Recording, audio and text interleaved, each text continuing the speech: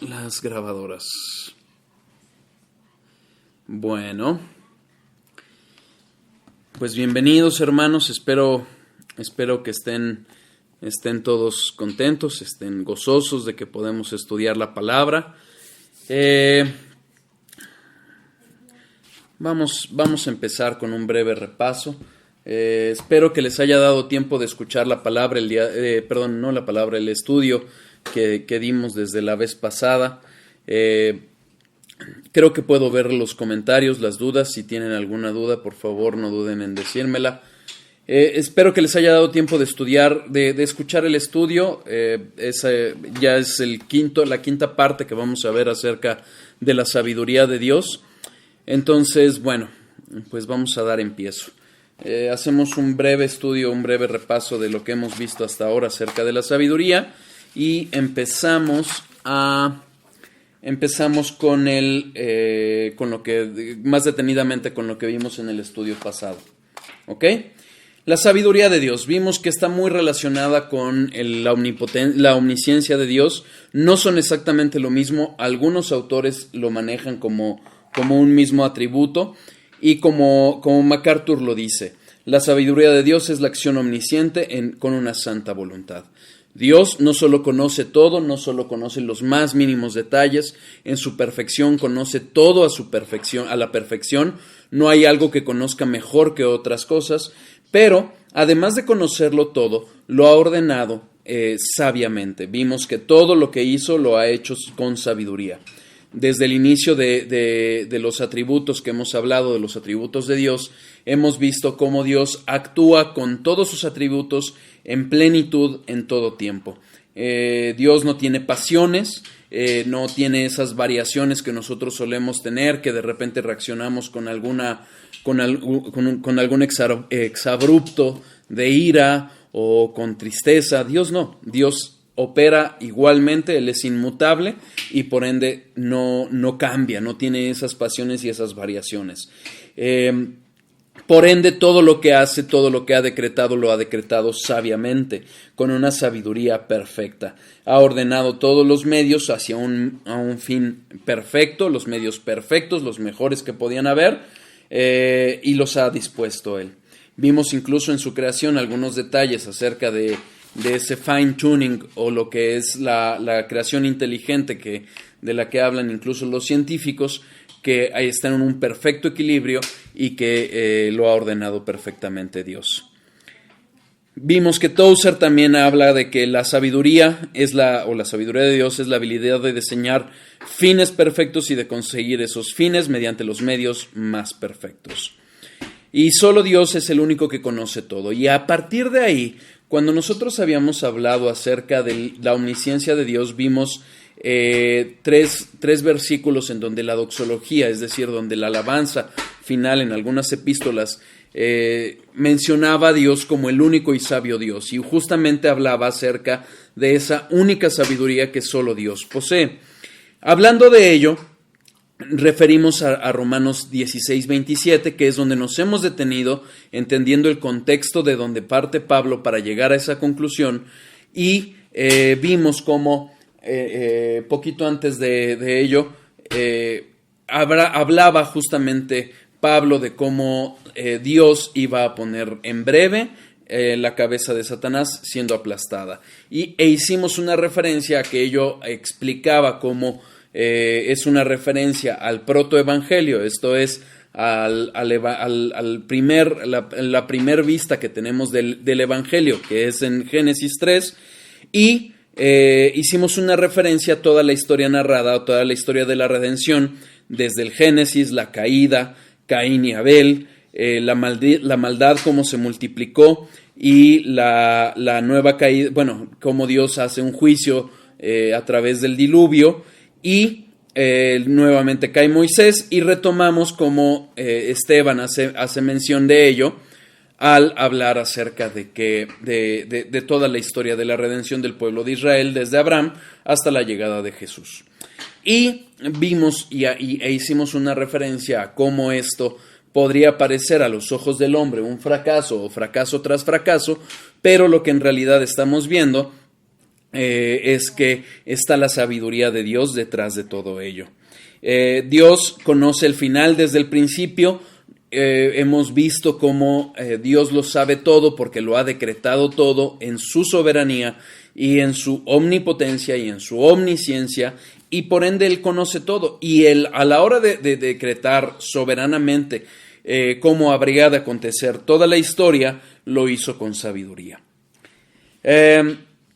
Hay cosas que cuando nosotros hicimos referencia justamente a toda esta historia de la redención, hicimos referencia a cómo los profetas en el Antiguo Testamento no podían entender quizás cómo se desarrollaría todo, pero Dios sí. En su eterno y sabio plan iba a ordenar todo para acontecer de tal forma que judíos y gentiles fuéramos unidos en un solo pueblo debajo de Cristo.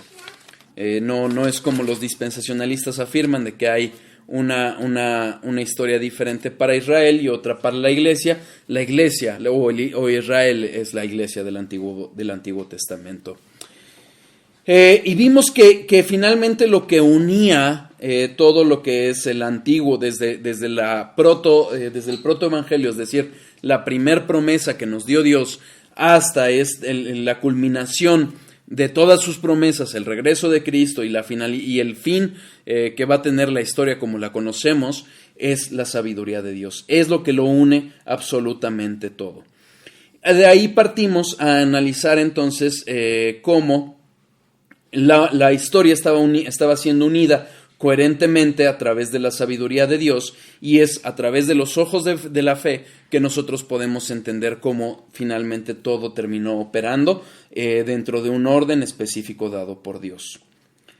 Vimos que las promesas, justamente al ver esas promesas que a los ojos de los hombres hubieran parecido un fracaso, lo cierto es que están ordenadas por Dios, y a los otros, a los hijos de Dios, nos deben de dar justamente esa esperanza de ver que todas esas promesas que han sido cumplidas, a pesar de lo que podíamos ver con nuestros ojos, están siendo cumplidas hoy y van a ser cumplidas. Y si fue una esperanza para el pueblo del Antiguo Testamento todas esas promesas, más para la iglesia hoy deben de ser todas esas promesas una fortaleza de nuestra fe.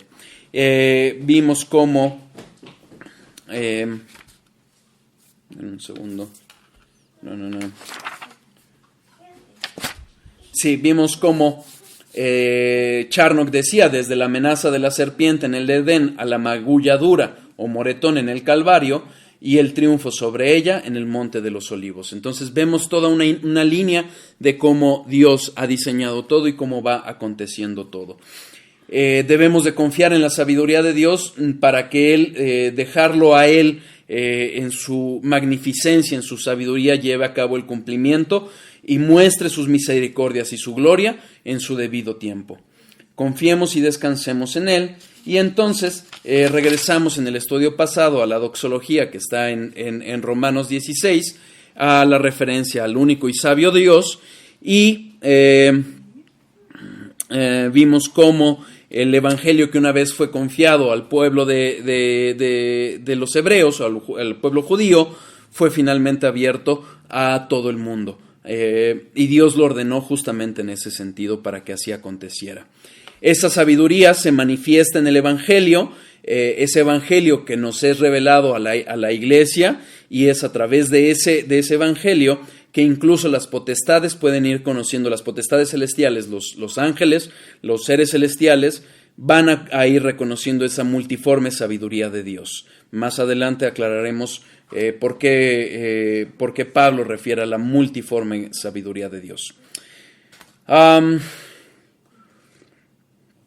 Es por ello que el evangelio que contiene la sabiduría de Dios debe de ser la base de nuestra vida espiritual.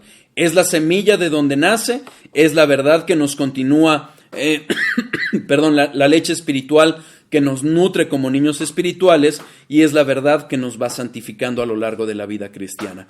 Como lo dice Charnock, la primera santificación y su progresión son primeros rasgos distintivos y sus colores últimos son forjados por el Evangelio.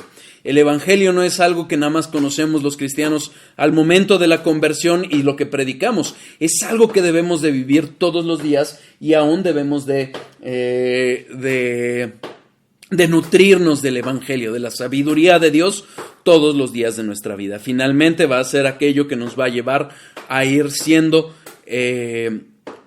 purificados y conformados a la imagen de Cristo, a pesar de lo que podamos ver, que pese o las angustias, los problemas que a los ojos de nuestra vista terrenal puedan parecer problemas, puedan parecer dificultades, dentro de la sabiduría de Dios nos van a llevar hacia la conformación del carácter de Cristo. Como lo dice Romanos 8, 28 a 30, aquellos que van a ser, que fueron llamados, que fueron elegidos, son justificados y eventualmente transformados hasta la glorificación, es decir, en el regreso de Cristo. Vimos que derivado de ello, siendo que la sabiduría de Dios está tan ligada con el Evangelio y que Cristo es el que nos predicó ese Evangelio, vimos cómo justamente cualquier alteración, cualquier quitarle algo al Evangelio es quitarle o es atentar contra la sabiduría de Dios. En palabras de Charnock, la predicación de Jesucristo, de la que refiere Pablo en Romanos 16:25, el evangelio que tenemos es el mismo que nuestro Salvador predicó por sí mismo. Cualquiera que lo desprecia es tanto como si despreciara a Jesucristo mismo, ya que él mismo lo publicó con sus labios. ¿De acuerdo? Y entonces regresamos a Romanos 16:25. Para hablar del misterio. Vamos a Romanos 16:25 porque ahí vamos a retomar un poquito la palabra. Vamos a retomar la predicación, el estudio, perdón. Romanos 16:25. Bienvenidos todos, estoy viendo sus saludos.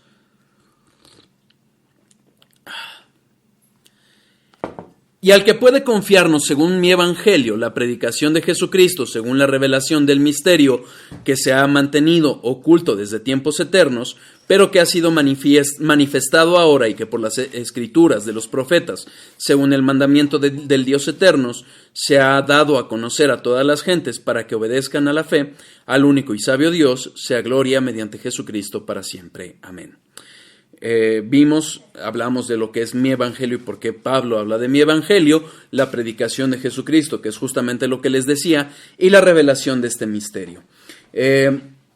Lo que les comentaba y de donde lo vamos a retomar es justamente, se imaginan la sorpresa de los ángeles, de los seres celestiales que eternamente han estado, bueno, desde que Dios los creó, han estado alabando a Dios, santo, santo, santo, y de repente lo ven encarnado en un ser inferior, como lo menciona Hebreos 2:9, inferior a ellos en el sentido de que los seres humanos somos una creación de Dios, y Dios mismo se encarna en un ser humano. Ningún hombre o ángel pudo imaginar cómo dos naturalezas tan distintas, la divina y la humana, pudieron ser unidas, como lo dice Charnock. Por ello es que nosotros hicimos la reflexión en cómo los profetas del Antiguo Testamento inquirían y buscaban, como lo narra Pedro en su primera carta, para ver cómo se habrían de cumplir esas promesas. Y derivado de ello, si recuerdan, les dejé como tarea, la verdad se me olvidó mandarles la liga, pero espero que hayan tenido la curiosidad de buscarlo, de esta entrevista que le hizo el judío Ben Shapiro a John MacArthur hace unos meses. Le hizo una entrevista y les pedí que lo checaran porque tiene detalles muy interesantes, como John MacArthur le predica a este judío que lo está entrevistando desde el Antiguo Testamento. ¿Por qué? Porque los judíos creen en el Antiguo Testamento. Creen en la Torá y a través de la Torá le predica. Y es lo que vamos a ver hoy. Vamos a ver un poquito más de ello. Romanos 16:26. Vamos a releerlo. Vamos a leer desde el final del 25. Según la revelación del misterio que se ha mantenido oculto desde tiempos eternos, pero que ha sido manifestado ahora, y que por las escrituras de los profetas, según el mandamiento del Dios eterno, se ha dado a conocer a todas las gentes para que obedezcan a la fe. Entonces, Dios, exacto. Es que me preguntó Nando si estábamos hablando de Dios, y claro, bueno, más bien lo afirmó.